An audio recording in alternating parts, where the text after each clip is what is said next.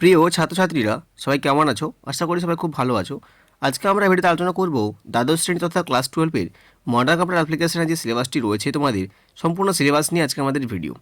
কারণ সিলেবাসটা তোমরা যদি ভালো করে এখানে জেনে রাখো বা ভালো করে যদি বুঝতে পারো তাহলে তোমাদের পড়তে সুবিধা হবে এবং মার্কস পেতে কোনো অসুবিধা হবে না।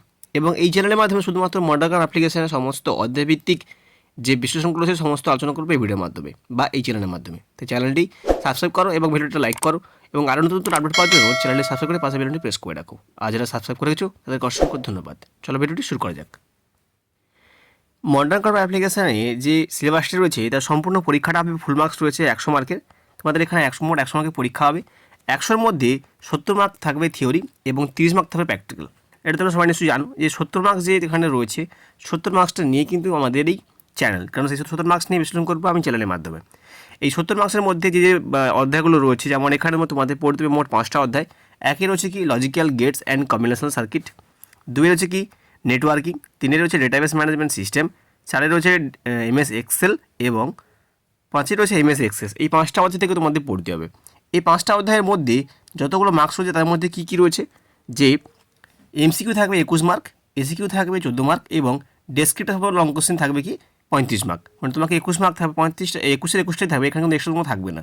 মোট হচ্ছে কত 70 মার্ক এবং প্র্যাকটিক্যাল থাকবে 30 মার্ক। এই মিলে মোট হচ্ছে 100 মার্ক। মোট 100 মার্কের পরীক্ষা কিন্তু তোমাদের দিতে হবে। এবার প্রত্যেকটা অধ্যায় ভিত্তিক যে কোশ্চেনগুলো হয়, সাধারণত যেগুলো কোশ্চেনগুলো হয়ে থাকে, যেমন ফার্স্ট চ্যাপ্টারে কী রয়েছে logic gates and combinational circuit, তার মধ্যে যে লজিক গেট এবং কম্বিনেশনাল সার্কিট থেকে দুটো ভাগ করে দেওয়া আছে।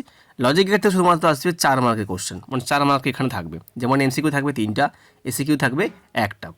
এবং কম্বিনেশনাল থেকে যে কোশ্চেনগুলো আসবে তার মধ্যে কী রয়েছে সেটা বলে দিচ্ছি। যেমন এমসিকিউ থাকবে 2টো, এসিকিউ থাকবে 2টো এবং এখান থেকে একটা লং কোশ্চেন থাকবে, তা হলো 7 মার্কের। মোট কত হলো তাহলে 11 15 মার্ক। মোট 15 মার্কের থাকবে ফার্স্ট চ্যাপ্টার থেকে। ফার্স্ট চ্যাপ্টার থেকে কোশ্চেন থাকবে মোট 15 মার্কের। যেমন এখানে বলে দিচ্ছিলাম যে 21 মার্কের যে কোশ্চেনগুলো থাকবে 21 মার্কের, আর হচ্ছে এমসিকিউ এসিকিউ থাকবে 14 মার্কের এবং 35 মার্কের যে কোশ্চেনগুলো থাকবে শুধুমাত্র 5টা অধ্যায় থেকে কিন্তু একটা করে দাগ থাকবে। যেমন এখানে একটা দাগ রয়েছে 7 মার্কে, এরকম একটা করে দাগ, এই 7 মার্কের একটা করে দাগ প্রত্যেকটা অধ্যায় থেকে মোট একটা করে থাকবে। ঠিক আছে, কিন্তু সেখানে কোশ্চেন থেকে মোট 14টা, সেখান থেকে করতে হবে 7টা।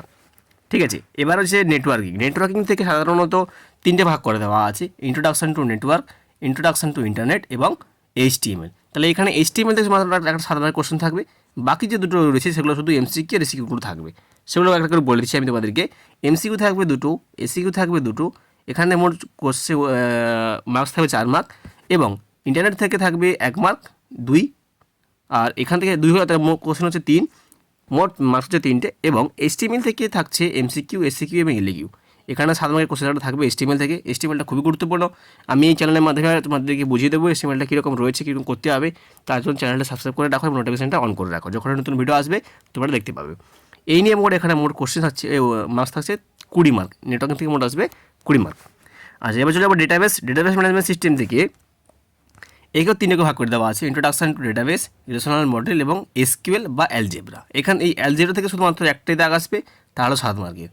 ঠিক আছে, এবার উপর যে দুটো কোশ্চেন রয়েছে সেগুলোর মধ্যে এমসিকিউ থাকবে 5, এখানে এসিকিউ থাকবে 2টো, মোট 7 মার্ক রয়েছে ডেটাবেস থেকে। শুধুমাত্র এখানে এটা ভালো করে পড়তে, কারণ এমসিকিউ এখান থেকে বেশি করে আসে।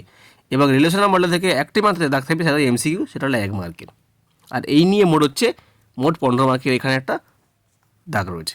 ঠিক আছে, ডেটাবেস থেকে একটা দাগ হয়ে গেল। এবার এমএস এক্সেল বা স্প্রেডশিট যাকে আমরা বলে থাকি, স্প্রেডশিট থেকে সাধারণত এমসিকিউ থাকবে 2টো, এসিকিউ থাকবে 1টা এবং এলএকিউ থাকবে 7 মার্ক। মোট 10 মার্কের এখানে কোশ্চেন থাকবে।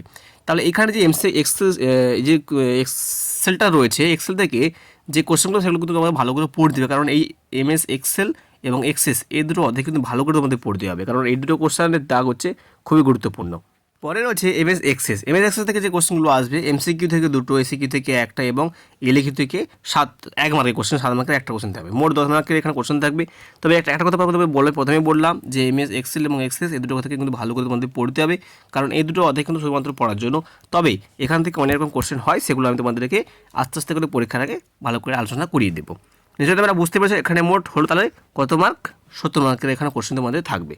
ঠিক আছে, আজ বাকি 30 তোমাদের থাকবে প্র্যাকটিক্যাল, সেটা তোমাদের স্কুলের উপর ডিপেন্ড, তোমরা স্কুলের সঙ্গে যেভাবে থাকবে স্কুল তোমাদের সেটা দেবে। নিশ্চয়ই তোমরা বুঝতে পারছো, না বুঝতে পারলে কমেন্ট করে জানাও এবং কোথায় যদি কোনো সমস্যা থাকলে কমেন্ট করে জানতে পারো। এবং আরও নতুন আপডেট পাওয়ার জন্য চ্যানেলে সাবস্ক্রাইব করে পাশে বেল আইকনটি প্রেস করে রাখবে। ভালো থাকবে, দেখা হচ্ছে পরের ভিডিওতে।